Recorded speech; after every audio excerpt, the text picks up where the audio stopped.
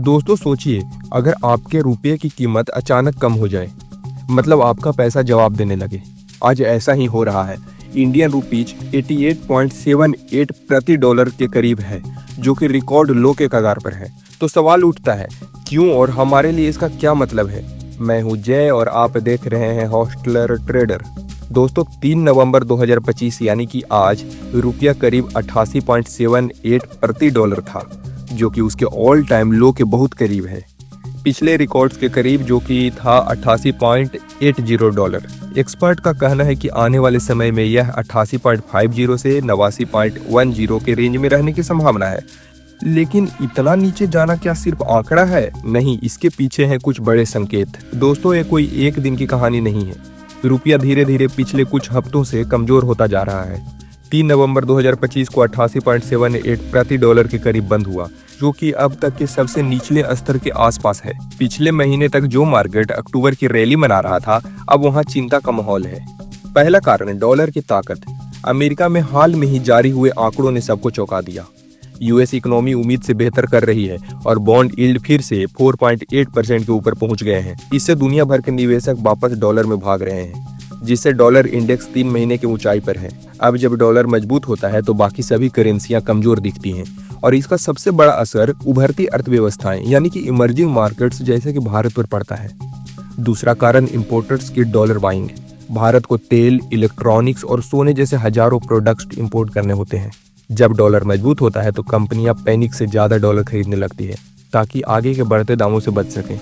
इससे Indian rupees और दबाव में आ जाता है। तीसरा कारण है आरबीआई की दुविधा। रुपये को स्थिर रखने के लिए आरबीआई ने 16.5 बिलियन तक की शॉर्ट डॉलर पोजीशन बनाई है, यानी रिजर्व बैंक लगातार बाजार में डॉलर बेचकर रुपया संभालने की कोशिश कर रहा है। लेकिन दुनिया की सबसे बड़ी अर्थव्यवस्थाओं के मुकाबले में भारत का फॉरेन रिजर्व सीमित है, और अगर ग्लोबल प्रेशर बढ़ा तो आरबीआई को भी मुश्किल होगी इसे लंबे समय तक थामे रखने में। तो अब सवाल ये नहीं है कि रुपया दबाव में क्यों है, सवाल ये है कि कितना और झेल पाएगा ये दबाव। अब बात करते हैं कि इसका असर हम पर और मार्केट पर क्या होगा।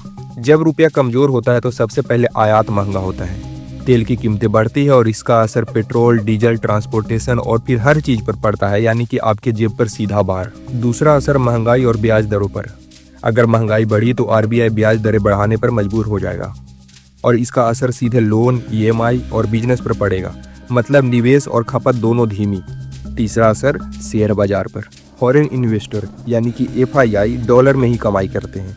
जब रुपया गिरता है तो उनके रिटर्न्स घट जाते हैं और वो पैसा निकालने लगते हैं। इसी वजह से पिछले हफ्ते हमने 3000 करोड़ से ज़्यादा का एफआईआई आउटफ्लो देखा है। इसका रिजल्ट आप मार्केट में कमजोरी देख ही सकते हैं। तो अगर आप ट्रेडर्स हैं, याद रखिए, big rupees equal to higher volatility.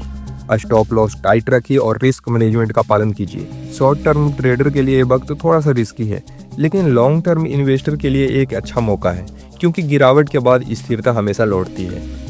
अब बात करते हैं कि अगले हफ्ते क्या हो सकता है। अगर इंडिया यूएस ट्रेड डील में प्रगति दिखती है तो रुपया 87.5 से 88 प्रति डॉलर तक जा सकता है, क्योंकि इन्वेस्टर्स का भरोसा बढ़ेगा। लेकिन अगर डॉलर और अमेरिका चीन ट्रेडर्स ऐसे ही बने रहें तो रेंज 88.50 से 89.10 प्रति डॉलर तक जा सकती है। आरबीआई का हस्तक्षेप जारी रहेगा, लेकिन दबाव कम नहीं होगा, इसीलिए थोड़ा सा रियलिस्टिक रहने की कोशिश करें। तो दोस्तों रुपया सिर्फ एक नंबर नहीं है, यह हमारी अर्थव्यवस्था का आईना है। जब रुपया डगमगाता है तो हर वो सेक्टर प्रभावित होता है जो आयात आधारित है।